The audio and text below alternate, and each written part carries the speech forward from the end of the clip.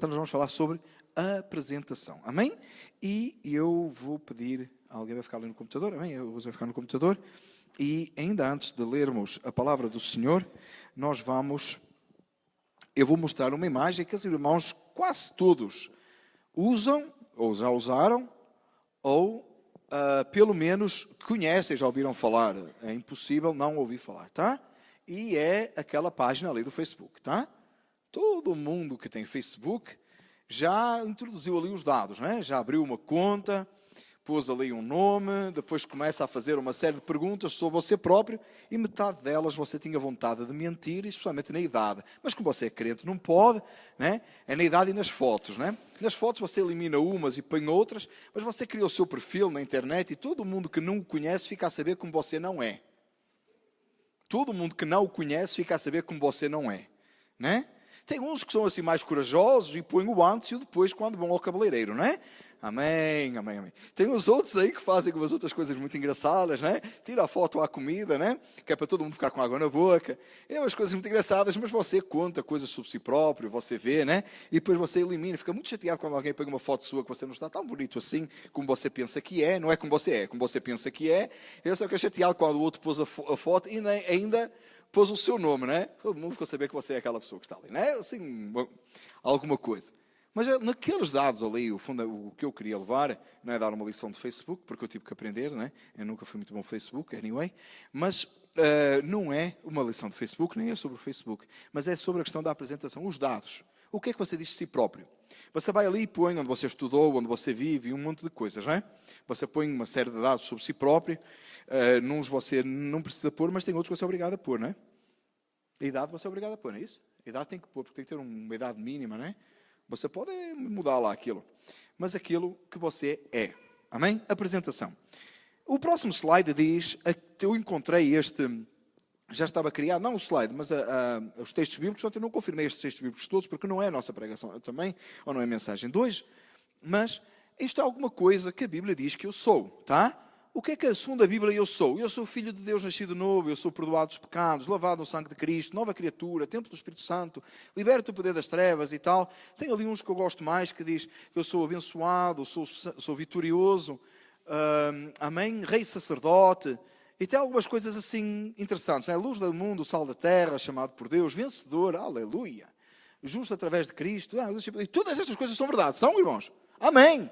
Tá? E tem muitas outras coisas que não estão ali, que segundo a Bíblia você é também em Cristo. E tem ali as referências bíblicas, depois o irmão se quiser, o irmão pode tirar, querendo Deus, vamos colocar no YouTube, depois o irmão vai ter tempo de tirar as referências bíblicas se você quiser estudar, mas não fui eu que criei aquilo, tá? Só copiei e colei ali aquilo que eu sou em Cristo. Amém? Eu queria pedir ao que você abrisse a sua Bíblia em Romanos 1:1, primeira carta de Romanos, a primeira carta doutrinária, a primeira carta de Romanos. A seguir vamos ler a segunda a Romanos. Brincadeira, irmãos. A primeira carta doutrinária começa logo após Atos dos Apóstolos, Romanos 1:1. Tá? E Paulo faz a sua apresentação. Amém? Ele diz, eu sou Paulo. Amém? Ele apresenta-se, escreve a carta. Isto é literalmente uma carta. Irmão, entenda isto, por favor. As epístolas, as cartas, eram literalmente uma carta escrita. Às vezes era escrito a uma pessoa, Timóteo, Tito, tá? Ou era escrito a uma igreja, que é a igreja de Roma, a igreja que está em Roma, tá? Muito bem. E ele diz assim, Paulo, servo de Jesus Cristo, chamado para apóstolo, separado para o Evangelho de Deus. Inclina a sua cabeça. Meu Deus e meu Pai, nesta hora te pedimos a tua graça, a tua direção, a tua unção, para a ministração da tua palavra, e que ela fale às nossas vidas e aos nossos corações, conforme ela está escrita, para a tua glória e louvor, em nome de Jesus. Amém. Glória a Deus. Nome, Paulo. Função, servo de Jesus Cristo. Carreira, chamado para apóstolo. Especialização, separado para o Evangelho de Deus. Eu coloquei estas definições ali, né? Mas o irmão reparou que é tudo que está no versículo. Você pode pôr ao contrário, tá? Mas ele diz que chama-se Paulo. Você pode chamar o que você quiser, mas o homem diz que chama Paulo, né? Não pode mudar muito, né? Nome, Paulo. Mas a seguir, se você não gosta que eu diga que servo de Jesus Cristo é função, você pode pôr outra coisa ali. Mas ele está a dizer, né, o que ele faz. O que é que ele é? Ele é servo de Jesus Cristo. É como ele se apresenta à igreja. Olha, eu sou Paulo, servo de Jesus Cristo. A seguir ele diz que a carreira dele é um chamado para o apostolado. Eu sou apóstolo, chamado para apóstolo. A minha carreira. E eu tinha posto ali como objetivo de vida, mas depois mudei para a especialização. Num deles eu tinha posto o objetivo de vida é separado para o Evangelho. Como é que ele consegue fazer isso? Porque ele foi separado para o Evangelho de Deus. Amados, o que eu gostaria que você refletisse nesta noite é qual é a sua apresentação. Que é para você, quando acabar o culto, ir lá no Facebook mudar. Não deixa estar como está no Facebook, a não ser que esteja lá alguma coisa que precisa ser mudada. Mas, de qualquer maneira, não é sobre o Facebook, mas é sobre qual é a sua apresentação. Como é que você se apresenta? Como é que você chega no local e você se apresenta? Você chega no local, sabe que você faz a mesma coisa que fez Paulo? Você chega no local e diz, eu sou Paulo. Não, de certeza que você não diz, eu sou Paulo. Não tem Paulos aqui, tem? Mas o Paulo Barros ainda estivesse conosco, dizia, não, isso é comigo, eu sou Paulo. O Paulo Barros está lá na Colômbia agora. Então, não tem ninguém aqui que diga, eu sou Paulo. Mas o resto das coisas deveríamos, de alguma maneira, devem falar da nossa vida. E eu gostava que nós lêssemos a palavra do Senhor, ela vai estar no projetor também, em duas partes, em Atos 9, 10, 1 a 9. E depois nós vamos continuar do 10 ao 18. Mas na primeira parte, Atos 9, 1 a 9, diz assim, e Saulo, irmão, Saulo é Paulo, não é? Amém? Saulo e Paulo é a mesma pessoa nas Escrituras, tá? Amém? Todo mundo sabe? Todo mundo entendeu? Saulo, né? É o nome hebraico de Paulo. Paulo é o nome que ele aplicou aos gentios. Que ele falou, quando se dirigiu aos gentios, é Paulo, tá? Paulo, nome romano. Amém? E o outro era o nome judaico. E Saulo, respirando ainda ameaças e mortes contra os discípulos do Senhor, dirigiu-se ao sumo sacerdote e pediu-lhe cartas para Damasco, para as sinagogas, a fim de que se encontrasse alguns deste caminho, quer homens, quer mulheres, os conduzisse presos a Jerusalém. Indo no caminho, aconteceu que, chegando perto de Damasco, subitamente o cercou um resplendor de luz do céu, e caindo em terra, ouviu uma voz que lhe dizia, Saulo, Saulo, por que me persegues? E ele disse, quem és, Senhor? E disse o Senhor, eu sou Jesus a quem tu persegues. Duro é para ti recalcitrar contra os aguilhões. E ele, trêmulo e atônito, disse, Senhor, que queres que eu faça? E disse o Senhor, levanta-te e entra na cidade, e lá te será dito o que convém fazer. E os homens que iam com ele pararam, espantados, ouvindo a voz, mas não vendo ninguém. E Saulo levantou-se da terra, e abrindo os olhos, não via ninguém. E guiando pela mão, o conduziram a Damasco, e esteve 3 dias sem ver, e não comeu, e não bebeu. Meus amados, deixa eu falar uma coisa. Se fala 2 coisas que eu aprendi este fim de semana, estes dias. Primeiro, eu ouvi um pregador que pegou... Hoje vamos ler muito texto sagrado, muitos versículos da Bíblia. Eu tive um pregador que me ministrou esta semana, lá na conferência, pegou na Bíblia para pregar, e você acredita ou não, irmãos? Ele leu 3 capítulos diretos da Bíblia de um livro que só tem 4 capítulos. E o quarto é um capítulo pequeno. Jonas. Ele, para pregar, ele leu 3 capítulos seguidos. E às vezes a gente aprendeu que se ler muito tempo, o povo distrai. Eu fiquei impressionado. E todos os outros também eram palestras, não é? Palestras inteiras. Mas ele leu 3 capítulos seguidos. De um livro de 4. Quase que ele leu o livro inteiro para pregar a palavra do Senhor. Amém? Nós vamos ler bastante hoje. Mas eu já tinha preparado esta mensagem antes. Não penso que eu fui, por causa disso vou mudar. Não, já tínhamos preparado antes. Eu fiquei preocupado que era muito texto bíblico. Eu fiquei impressionado. Tá? Outra coisa que eu aprendi este fim de semana também, tem a ver com a mensagem hoje aqui, é o seguinte. Eu tinha preparado esta mensagem sobre Paulo e um dos pregadores, irmãos, pregou sobre Paulo. E tanta coisa que ele disse, que eu também já tinha ouvido bastantes coisas que ele tinha dito por ele próprio, tem tanto a ver com a mensagem. Então o Senhor falou ao meu coração de uma forma profunda e maravilhosa.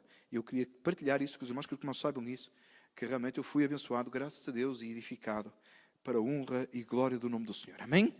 Mas, fechar parênteses aqui, neste texto bíblico que nós encontramos, Saulo, né, que já dissemos que é Paulo, respirando ainda ameaças e mortes contra os discípulos do Senhor, contra a igreja de Cristo, contra os cristãos. Não vamos nos deter muito aqui na pessoa de Paulo, porque o nosso objetivo aqui é a apresentação. Vamos olhar para Paulo na perspectiva da apresentação. Paulo, respirando ainda ameaças, estando zangado com os cristãos, estando zangado com os crentes, vai ao sumo sacerdote e decide, como é que diz? E pediu cartas para Damasco, para as sinagogas, a fim de que se encontrasse alguns deste caminho, e ali caminho está com a letra maiúscula, alguns do caminho do Senhor, alguns dos salvos, e ele pudesse fazer o quê? Ele pudesse, quer homens, quer mulheres, conduzisse presos a Jerusalém. Este é o objetivo de Paulo. Acabar com os caminhos do Senhor. E talvez você venha na sua cabeça que o homem estava endemoniado. Ou bem na sua cabeça que o indivíduo tinha como intenção seguir Satanás. Não, não era. Ele era um indivíduo conhecedor da lei. Ele era alguém que tinha estudado a lei. Aos pés de Gamaliel, diz a palavra do Senhor. Mas quando ele, zeloso pela lei, ele entende que agora há alguém a seguir um caminho e um tal de Jesus, que ele acha que é contra a lei, porque ele entendia assim. Era aquilo que ele entendia. E ele vai para Damasco com o objetivo de continuar a fazer o que ele já estava a fazer em Jerusalém, que era exterminar a igreja de Cristo, acabar com os cristãos, acabar com os crentes. Mas não porque ele tinha um problema contra Deus, pelo contrário, ele pensava que estava a fazer a obra de Deus. Ele pensava que estava a fazer o que era certo. Lembra na morte de Estevão? Quem guardou as vestes daqueles que apedrejaram a Estevão? O primeiro mártir? Saulo. Diz a palavra do Senhor, que colocaram aos pés de Saulo. Ele estava envolvido naquilo. Ele era parte daquilo. E ele vai para Damasco e pelo caminho, o que é que acontece? Apareceu-lhe o Senhor como um abortivo, diz ele numa das cartas, depois mais tarde. Apareceu, amém? Um esplendor da luz do céu e caiu em terra e ele ouviu uma voz a quem ele não se apresenta. Uma voz que diz quem ele é, que o apresenta a ele. E foi a voz do Senhor que diz, Saulo, Saulo, por que me persegues? E ele responde, quem és, Senhor? E o Senhor disse, eu sou Jesus, a quem tu persegues. E aqui nós vemos a apresentação de Paulo, Jesus apresentando Paulo. Quem é que ele era? Aquele que perseguia a igreja. Quem faz essa apresentação? Jesus Cristo. Jesus disse, tu és um perseguidor. Tu persegues-me a mim. Tu persegues a minha igreja. Ou perseguis a minha igreja, tu estás te levantando contra mim. E diz a palavra do Senhor que ele caiu atônito e ele disse, Senhor, que queres que eu faça? Senhor, é ti que eu persigo. O que é que tu queres que eu faça? E ele disse, então, que eles pegaram nele, levaram então para Damasco e não comeu nem bebeu e estava cego. Amém? É isso que diz o texto? E os homens que iam com ele pararam espantados, ouvindo a voz, mas não vendo ninguém. E Saulo levantou-se da terra e abrindo os olhos, não via a ninguém. O outro slide, por favor, nós vamos continuar a ler a palavra do Senhor, do versículo 10 ao 18. Diz que havia em Damasco um certo discípulo chamado Ananias. E disse-lhe o Senhor em visão, Ananias. Ele respondeu, eis-me aqui, Senhor. Disse o Senhor, levanta-te e vai à rua direita. E pergunta em casa de Judas por um homem de Tarso chamado Saulo, pois ele está orando. E numa visão ele viu que entrava um homem chamado Ananias e punha sobre ele a mão para que tornasse a ver. E respondeu Ananias. Deixa eu falar aqui um bocadinho. Havia um discípulo lá que se chamava Ananias. Tá? E o Senhor disse a Ananias, Ananias, vai lá, à rua tal, à casa do fulano lá, que está lá um Saulo, amém? Que precisa de ti, precisa que vai lá orar, está lá a orar e precisa que tu vás lá.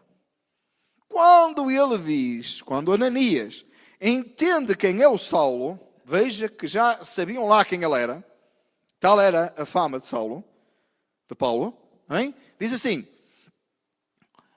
Senhor, a muitos ouvi acerca deste homem, quantos males tem feito aos teus santos em Jerusalém. E aqui tem o poder dos principais sacerdotes para prender a todos que invocam o teu nome. Diz, Senhor,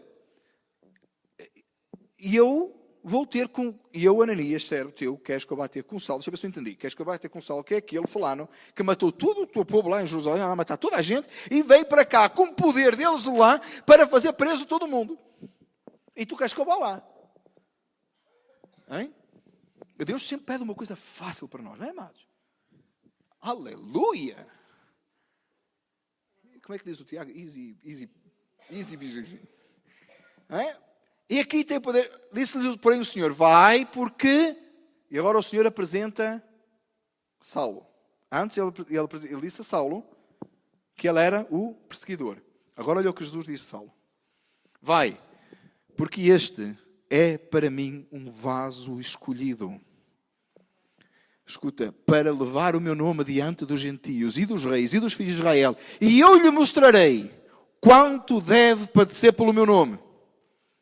E Ananias foi, entrou em casa, impondo-lhe as mãos, disse: irmão Saulo, o Senhor Jesus, que te apareceu no caminho, por onde vinhas, me enviou para que tornes a ver e sejas cheio do Espírito Santo. E logo lhe caíram dos olhos como umas escamas e recuperou a vista. E levantando-se foi batizado. Aleluia. Jesus agora diz a Ananias: olha, vai lá, Ananias. Antes Jesus apresenta Paulo e diz: olha, Paulo, tu és o que me persegue. Me persegues. Agora Jesus diz a Ananias: olha, vai lá, porque aquele que está lá, vou-te apresentar, não é o que tu pensas que é. Aquele que lá está, o Saulo que lá está, não é o que tu pensas que é. Não é aquele que tu ouviste falar que persegue. Era. Agora tem outro lá. Tem a mesma estrutura. Parece-se igual. Mas este que está lá agora é um vaso que eu escolhi. Eu não escolhi agora, já tinha escolhido. Mas agora ele é. Um vaso que eu escolhi para levar o meu nome diante dos gentios. Na época era uma confusão isso. Gentio era coisa fraca. Acaso você não sabe ser gentio, tá? Tinha dois povos. Os judeus e os gentios, amém? O judeu era o povo de Deus. O gentio era o resto. Era o que não prestava. Era a paisagem. Tá? Está bem? Era o povo de Deus, tá? Os judeus. O gentio não presta. Agora, Paulo, escuta, agora o Senhor diz: e ele é o vaso para levar o meu nome diante dos gentios. O gentio não precisa do teu nome para nada. Precisa, claro, amados, claro. E dos reis, e dos filhos de Israel, e eu lhe mostrarei o quanto é para ser problema. Quando eu ouço ali dos reis, ou quando penso nos reis ali, mas por isso que Deus conhece todas as coisas, Ele sabe, Ele é soberano, Ele faz o que Ele quer. Já Deus sabia que Paulo ia testemunhar diante do rei Agripa, né? Depois quando Paulo é preso, muitos anos mais tarde, já Deus sabia que ele ia testemunhar. Porque Deus sabe todas as coisas. Por isso é que ele era o vaso escolhido. Quem era o vaso escolhido? Paulo, né? E diante dos gentios e dos reis e dos filhos de Israel, e eu lhe mostrarei o quanto deve padecer pelo meu nome. Aleluia. Paulo padeceu muito, né? Uma lista que Paulo fez. Paulo fez uma lista, né? As quarentenas de açoites, menos um, que ele contou-os, não é? É. Naufrágios. Uma cobra que mordeu a mão a ele uma vez. Foi isso. Tantas coisas, cadeias, tantas coisas Saulo passou. Saulo e Paulo. Deixa eu só fazer aqui um parênteses, irmãos, porque está-me a atrapalhar o Saulo e o Paulo. Irmãos, Saulo e Paulo vou repetir aqui outra vez, é a mesma pessoa. Quando eu sei Saulo, eu sei Paulo, é a mesma coisa, irmãos. Tá? Surge uma ideia aí de que Deus mudou o nome de Saulo em Paulo. Irmãos, não é verdade. Tá? Paulo e Saulo é a mesma coisa. O nome Saulo é o nome judeu, o nome Paulo é o nome usado aos gentios. É o nome romano, tá? Tem uma dada altura que Paulo, a narrativa de Atos dos Apóstolos, vai mudar lá, irmãos, eu não tenho erro, em Tessalónica, que Saulo passa a ser chamado Paulo. Não tem nada a ver com a conversão dele, tá, irmãos? É um nome, tá? Daniel e Daniel. Pedro, ele diz que é Pedro e Pira. E às vezes ele diz que é Pedro. O middle name é Pira. É tal e qual. Então, quando você vê ela Saulo e Paulo, você pensa assim. Para nós, os portugueses, ele é Pedro, né? Que fala português. E para quem fala aí, os americanos, ou chamam-lhe Pira, ou chamam-lhe Pedro. Não é Pedro. Amém. Então, meus amados irmãos. Então aqui Saulo, Paulo é a mesma coisa. Vamos chamar Paulo, que é o nome que a gente conhece e que mais identifica nas Escrituras. E quando ele se apresenta à igreja de Roma, ele diz que eu sou Paulo. Amém? Paulo. Pronto, ponto acento. Amém? Graças a Deus. Posto isto, continuando aqui, o que eu gostaria de chamar a atenção, meus amados irmãos, é aquilo que você era sem Cristo e aquilo que alguém que tem um encontro com Cristo, como Paulo teve, se torna. Até o caminho de Damasco acontecer na vida de Saulo, até o momento do clarão, até o momento da luz, até o momento de ele ter um encontro com Cristo, o próprio Senhor, Deus dos céus e da terra, que já o tinha escolhido para levar o Evangelho aos gentios, e esse próprio Senhor dos céus e da terra, esse Todo-Poderoso, disse: tu és um perseguidor. Irmão, uma coisa que eu queria muito que você entendesse nesta tarde, e que você guardasse para o resto da sua vida. Irmão, você sem Cristo, não vale nada. E tudo o que você diz, mas eu nunca persegui um crente. Nem quando eu não conhecia a Cristo, eu nunca bati num indivíduo por dizer que Jesus é o Senhor. Porque Paulo fazia isso. Tá, literalmente. Porque ele era zeloso da lei. Ele não entendia que o cumprimento da lei estava em Cristo, então ele literalmente batia, matava quem dissesse que Jesus é Deus. Que é isso? Blasfémia. Tá? E você diz assim, bom, mas eu não era tão mau assim, eu não era tão mau como Paulo. Eu nunca bati nos crentes. Não? Irmão, está comigo? Você batia nos cristãos antes de aceitar Jesus? Você batia nos outros cristãos? Você tirava pedras? Mas olha que lá em Portugal era comum, na época. Eu estava a comer aí com um irmão e de repente dissesse, olha, eu cheguei a fazer. Pedrejar o carro do pastor, cortar os pneus. Tá? Fazia-se assim umas coisas. Pedrejar a casa dos crentes, os locais de culto, partir os vidros. Era assim. Era dessa maneira. Bateram na Sónia quando a Sónia era pequena, mas ela nunca bateu ninguém. Bateu nela. Foi verdade. Eu sim, literalmente assim, não aconteceu comigo, mas era desprezado na escola por ser cristão, claro que era. Mas é uma perseguição que não é nas proporções do Novo Testamento, da Igreja dos Apóstolos, mas era uma perseguição que havia em Portugal. Mas de repente você diz assim, olha, mesmo antes de aceitar Jesus, eu nunca bati num cristão. Então eu não sou tão mau como Paulo. Paulo batia, matava. Paulo era mau mesmo. O pregador aí, o fim de semana, disse que ele era uma fera, uma fera brava, uma coisa assim. E você diz, ainda bem que eu não era igual. Se Jesus tivesse aparecido a mim, perseguidor ele não podia chamar. É mesmo? Meus amados irmãos, a coisa que eu gostaria que você, estava a dizer há pouco, que eu gostaria que você guardasse esta noite para o resto da sua vida, é que você sem Cristo, você é igual ao que Paulo era. Se não era perseguidor, era outra coisa qualquer. Mas o facto de nós, a palavra de Deus, que nós estávamos mortos em delitos e pecados. Sem Cristo, a nossa vida era uma abominação completa, constante, imediata, total a Deus. Não tinha nada de bom em si. Não tem nada de bom nas nossas vidas se não estivermos em Cristo. Diz a palavra que até as boas obras são como trapos de imundícia aos olhos do Senhor. Até aquilo que você fazia para bem. Até aquilo de bom que você fazia. Você repare que Paulo está a tentar fazer tudo que é bom. Paulo não tem intenção de fazer nada contra Deus. Paulo está com a intenção de fazer o que é certo. Ele está até a ser zeloso da lei.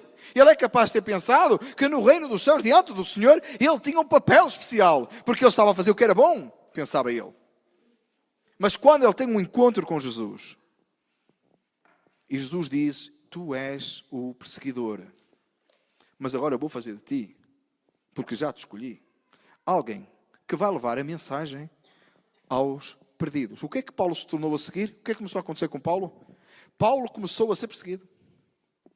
Tudo aquilo que Paulo fazia aos outros começou a acontecer com ele. Foi preso. E terminou a vida, né? Cabeça fora. Paulo foi morto, decapitado. Amém, irmãos? Por causa do Evangelho. Pela causa do Evangelho. É aí que ele diz, né? Que eu bati o bom combate, acabei a carreira, guardei a fé. Aleluia, glória a Deus. A coroa me está reservada. Louvado seja o nome do Senhor. Palavras lindas, especiais. Paulo escreve na sua segunda carta a Timóteo. Quando ele tem um encontro com Deus, tudo na vida dele é transformado. E você pode pegar aí no exemplo, se você quiser uma ilustração para isso. Ele fica cego. E Ananias vem orar por ele. E os olhos dele são abertos. E você diz assim, é figurado ou é real? Não é real. Mas você quer uma figura? Quer criar daí uma figura? Os olhos fechados teve ele toda a vida. Fechados para o que era de Deus, fechados no entendimento. Mas quando ele tem um encontro com Deus, os olhos são abertos. E ele começa a entender que o cumprimento de toda a lei, tudo aquilo que ele tinha aprendido na lei, era Cristo Jesus, aquele que lhe apareceu no caminho. E a vida dele foi mudada, a vida dele foi transformada. E agora Paulo era um novo Paulo. Paulo agora fazia as coisas de uma outra forma. Paulo optou por viver para a glória de Deus. Paulo optou para viver para Deus. Paulo optou para pegar naquela energia toda que ele tinha e canalizá-la agora no serviço do Evangelho do Reino dos Céus. Ele mudou a sua vida. A sua vida foi transformada. Ele mudou, não. Deus mudou a sua vida. Transformou, modificou. E Paulo passa de perseguidor a perseguidor. Agora já não era Paulo que fazia mal aos cristãos. Ele era parte dos cristãos e havia quem quisesse fazer mal a ele. Mas que derrota terá sido para o Sinédrio judaico quando eles recebem a notícia que o fulano que eles mandaram lá para perseguir os cristãos em Damasco, agora estava lá nas sinagogas a pregar o Evangelho. Como é que será que o Sinédrio recebeu essa notícia? Olha, eles devem ter pensado, o cristianismo deve ser uma doença má que se pega. A gente mandou para lá e este que era bom, este fulano era dos nossos. Chegou lá, apanhou, deve ser qualquer coisa que está na água. Deve ter bebido a mesma água que os cristãos bebem, ou está doido como eles. Mas já vai ter que matar este também.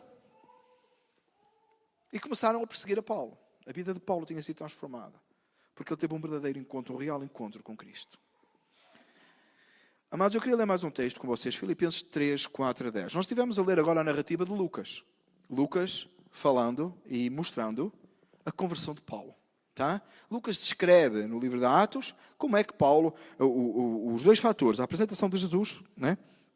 Quem Paulo era e quem Paulo verdadeiramente era aos olhos do Senhor, ou para quem Paulo tinha sido escolhido. Mas Paulo escreve sobre isso aos Filipenses, mais tarde, muito mais tarde, amém? Anos mais tarde. E diz, ainda que também podia confiar na carne, se algum outro cuida, que pode confiar na carne, ainda mais eu. Circuncidado ao 8º dia da linhagem de Israel, da tribo de Benjamim, hebreu dos hebreus, segundo a lei fui fariseu, segundo o zelo perseguidor da igreja, segundo a justiça que há na lei irrepreensível. Vamos parar aqui um pouquinho.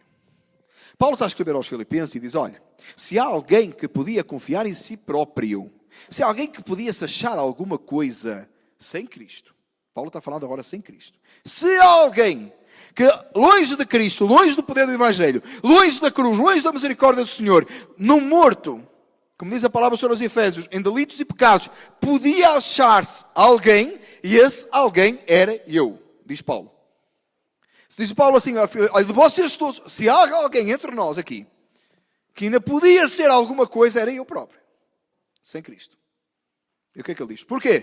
Primeiro, circuncidado ao 8º dia. Amém? Todo mundo sabe o que é circuncisão, não é?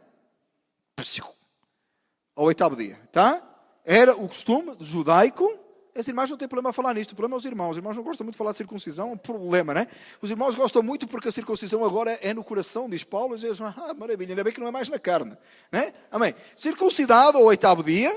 Amém? Segundo o costume judaico, que era aquilo que era a lei de Moisés, cumprida. É isso? E o que é que diz? Era da linhagem de Israel, da tribo de Benjamim, hebreus dos hebreus, e, segundo a lei, foi fariseu. Tá? Irmão, você tem às vezes uma ideia assim, aquele indivíduo é um fariseu. Irmão, a conotação fariseu vem, tá, com Jesus depois. Que Jesus mostra que o fariseu era o sepulcro branco, aquelas coisas todas. E só bem depois, o fariseu era o indivíduo que estudava a lei. Era um indivíduo que sabia da lei, era um conhecedor da lei. Era uma autoridade espiritual, tá? Da lei de Deus. Não era de Baal. Isto não é no tempo dos reis, não é no tempo de Jezabel, tá? Fariseu era aquele que conhecia a lei de Deus. A interpretação é que era o problema. A aplicação então nem se fala. À espera do Messias e não vir o Messias, né? A gente fala em Portugal, está no meio da horta e não vê as couves, né? É isso? Cheios de conhecer a lei, bem, chega o Messias, à espera do Messias, olha para o Messias e não vê que é o Messias, não é? Amém? Tá bom? Então diz assim, segundo o zelo perseguidor da igreja, segundo a justiça que é na lei irrepreensível. Diz, olha, eu tinha tanto zelo pela lei de Deus, não é pela lei da outra, não é outra lei. A lei que ele entende agora que se cumpre em Cristo. Segundo essa lei, eu fui até perseguidor da igreja. Tá? Paulo não se lhe meteu na cabeça a perseguir a igreja porque não gostava dos crentes. Tá? Irmão, você está comigo? Ele perseguia a igreja por zelo. da lei. Ele achava que estava a fazer o que era certo. Porque eles não concordam com a lei. Porque é só uma seita. Estão errados. Ok? Por isso é que ele perseguia. E diz assim, e segundo a justiça que há na lei, eu era irrepreensível. Eu era justo pela lei. Eu não desviava. Se há alguém aqui, diz Paulo, que podia confiar em si próprio sem Cristo, era eu. É o que Paulo está a dizer. Sou eu. É Paulo agora a falar de quem ele era, quando ele era perseguidor da igreja. Está a acompanhar? Agora estamos a ouvir Paulo falando aos Filipenses. Isto é o que eu era. Se há aqui alguém que podia ser salvo por si próprio, que podia ser ganho por si próprio sem Cristo, se há aqui alguém que podia ser alguma coisa sem Cristo, sou eu. E o que é que ele diz que fez com isso? Que poderia eventualmente, mas que não justificava, mas que poderia parecer que justificava, mas que não justificava. Porque somos justificados pela fé que é em Cristo. Amém? Aleluia. Não pelas obras. O que é que ele diz? Ele diz, o que para mim era ganho, eu reputei-o por perda por Cristo. Olha, aquilo que para mim era ganho, aquilo que para mim era importante, e ele não está a falar de coisas materiais, ele não está a falar de um degree no college, ele não está a falar de alguma coisa que você alcança nesta terra, uma posição, ele está a falar da lei, ele está a falar da lei do Senhor, ele está a falar do seu zelo pela lei, ele não está buscando coisas fora de Deus. Mas você está a acompanhar? Está a entender o que eu estou a dizer? E ele está a dizer aquilo tudo que eu era, e ele não está a falar de nada que não tivesse a ver com Deus e com a lei. Tá? Porque até no perseguir a igreja ele achava que estava a fazer um serviço a Deus. E eu pego nisso tudo e eu reputei-o por perda por Cristo. O que para mim era ganho, eu reputei-o perda por Cristo. E na verdade tenho também por perda todas as coisas pela excelência do conhecimento. No caso de alguém não ter entendido bem o que ele estava a escrever aos Filipenses, ele diz, olha, e tem mais.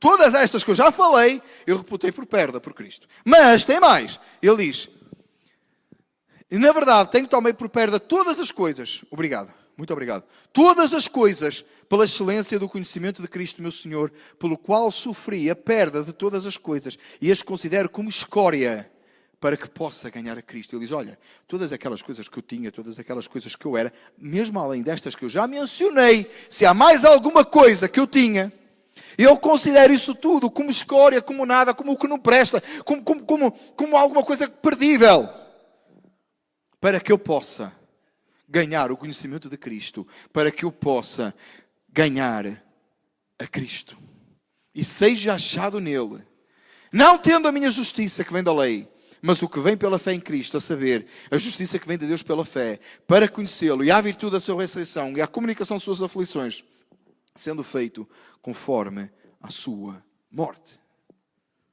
Paulo diz, olha, eu reputei tudo por perda para o conhecimento de Cristo, para que eu possa ser aperfeiçoado nele, para que eu possa estar nele, para que eu possa ser alguém em Cristo. Meus queridos e amados irmãos, esta noite eu gostaria de fazer uma aplicação rápida deste texto. Vamos tentar ser rápidos. Meus amados, não importa o que você acha que é. Não importa que apresentação você põe no Facebook. Não importa como é que você se apresenta no seu local de trabalho. Não importa quantos degrees você tem. Não importa quantas siglas você põe antes do seu nome. Não importa onde você vive. Não importa o carro que você conduz. Não importa a casa onde você vive. Não importa rigorosamente nada que você tem, que você acha que é. Não importa que família você tem. Não importa com quem você está casado. Não importa quem são os seus filhos. Importa o que você é em Cristo. Importa a sua posição em Cristo. Quando Paulo se apresenta aos romanos, vamos voltar lá ao slide, por favor, ao segundo. Quando Paulo se apresenta aos romanos, ele não pergunta isto ou aquilo, ele não diz, olha, eu sou conhecedor da lei, eu estudei aos pés de Gamaliel, eu sei estas coisas todas. E ele está a falar isso aos Filipenses no meio da carta. Olha, tudo aquilo que vós sabeis que eu sou, ou que eu era, ou que eu tenho, ou que eu deixo de ter, e mais aquilo que vocês ainda não sabem, ou todas as outras coisas. Eu reputei por perda, nada disto me interessa. Nada disto me interessa. Quem é que eu sou? Nome, Paulo. Segundo, a minha função, eu sou servo de Jesus Cristo. Terceiro, a minha carreira, eu fui chamado para ser apóstolo. Apóstolo ou enviado aqui, amém, irmãos? Já vamos falar sobre isso. A especialização é separado para o Evangelho de Deus. Não importa rigorosamente nada, irmãos, daqui a 100 anos. Você pensa que vai estar por aqui daqui a 100 anos? Quem é que espera estar aqui daqui a 100 anos? Olha, o Soninho lá atrás fez sinal.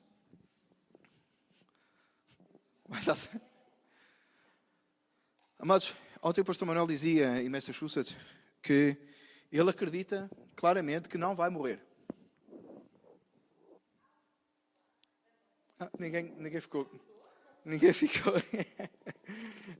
surpreendido, pois não? Ele acredita que Jesus vem antes da morte dele.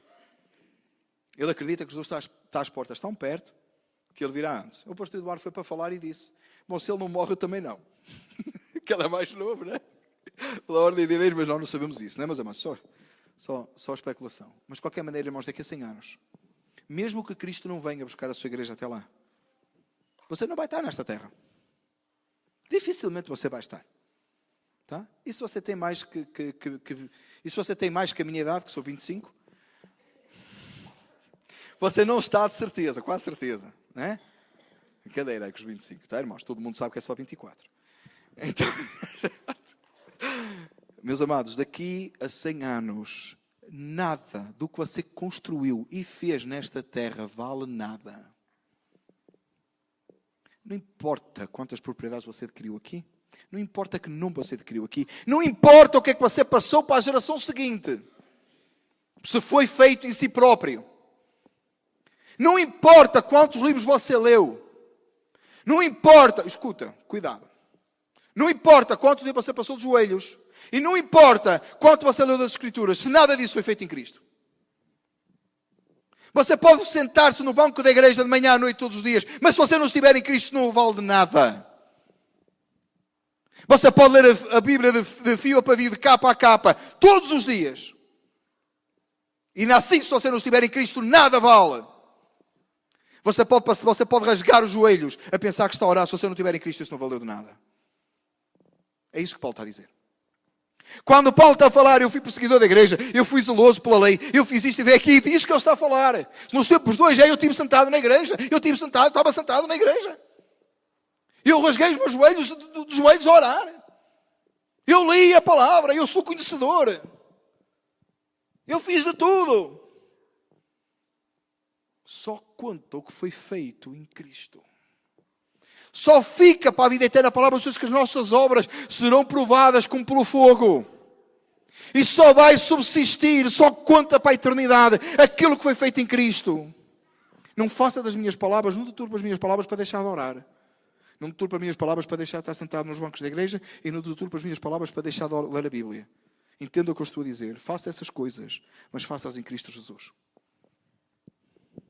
Faça essas coisas, mas entenda que faça-as em Cristo Jesus. Da mesma maneira, irmão, não deixe de lutar. Você quer uma casinha lá, down the shore? Agora duvido que alguém queira, né? Deixa aí o Sandy.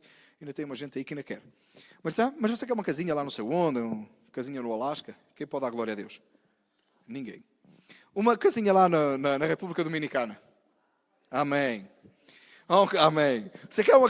Irmão, luta por isso, não tem problema nenhum. Mas considere isso como escória. Não ponhas nisso o teu coração.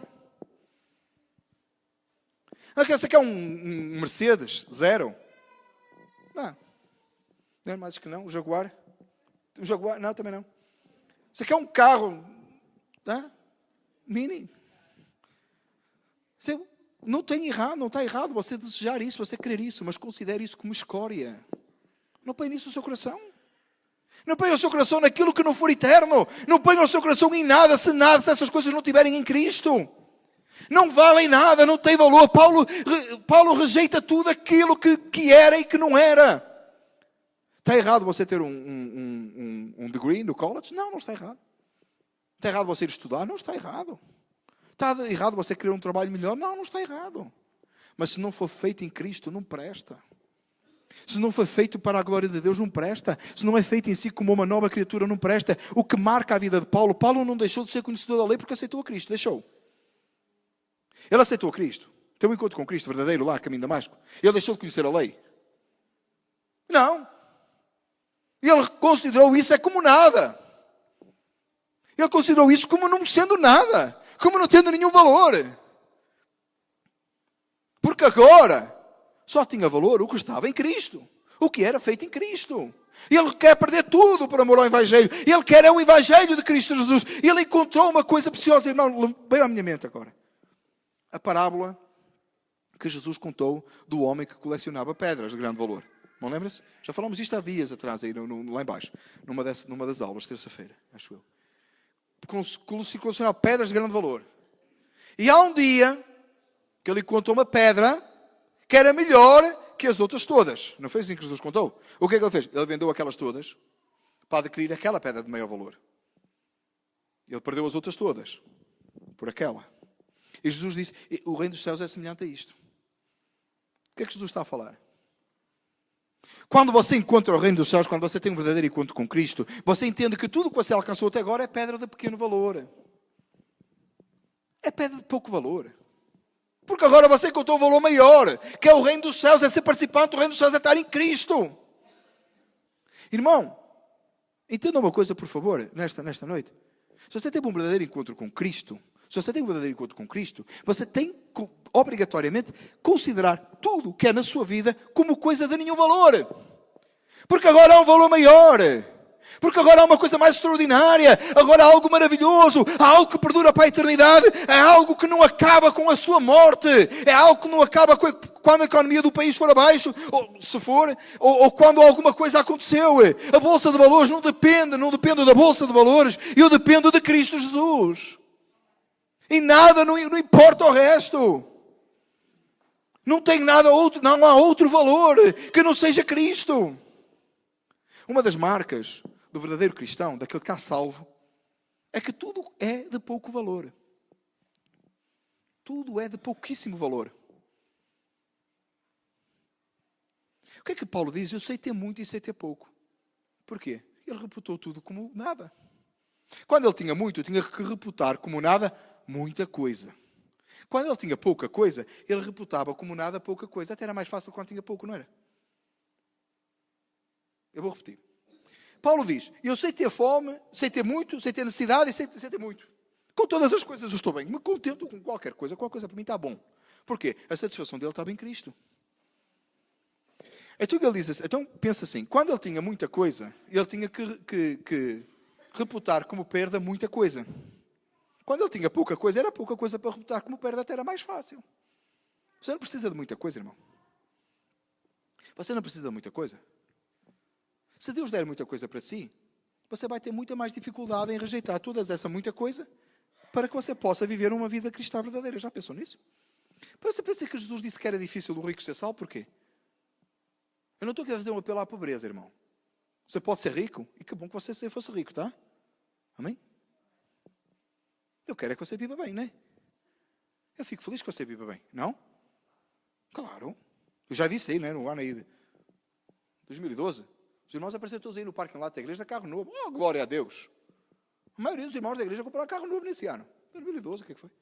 Eu não sabia, né, que eu podia ter profetizado isso no início do ano. Você chegava ao final do ano, você achava que eu era profeta mesmo, né? Brincadeira, irmãos, brincadeira. Estou só a brincar. Mas foi ou não foi? Todo mundo comprou carro novo. Todo mundo tem carro novo. Eu fiquei feliz, me alegrei. Os irmãos começaram a aparecer. Oh, glória a Deus. Agora já ninguém chega atrasado para o culto. Foi uma maravilha. Tá? Todo mundo tem carro novo agora. Né? Amém? Eu fiquei contente. E fico contente. Irmão, chegar à minha beira e dizer assim, oh, irmão, eu vou comprar uma casa no Alasca. Eu vou dizer glória a Deus, irmão. Estou chamado para o Alasca. Mas ninguém me entende. É? Você vai chegar à minha beira e dizer, oh, eu vou de férias lá não sei onde. E eu espero que você leve-me consigo com a sua família. Com a minha família também, né? Claro. Brincadeira, mas você chega à minha vez, eu tenho, que bom, irmão, aleluia, glória a Deus, que eu fico feliz com isso, você vai, irmão, louvado seja Deus, o Senhor faça prosperar, amém, glória a Deus. Agora não viva disso. Jesus diz que é difícil o rico entrar nos reinos dos céus, porquê? Porque o rico tem muita coisa para rejeitar. Porquê que o homem foi embora triste, lá o mancebo que foi ter com Jesus? Acho que a pregação vai durar até amanhã de manhã, acho que a gente vai ter que parar aqui em algum lugar. Mas anyway, porquê que o homem foi triste? Foi ter com Jesus. E disse, eu conheço a lei. E Jesus disse, vai, vende tudo o que tens e dá o dinheiro aos pobres. E depois vem e segue-me. E o homem foi embora triste porque diz a palavra do Senhor, porque ele tinha muitas propriedades. Não é? Tinha muita coisa.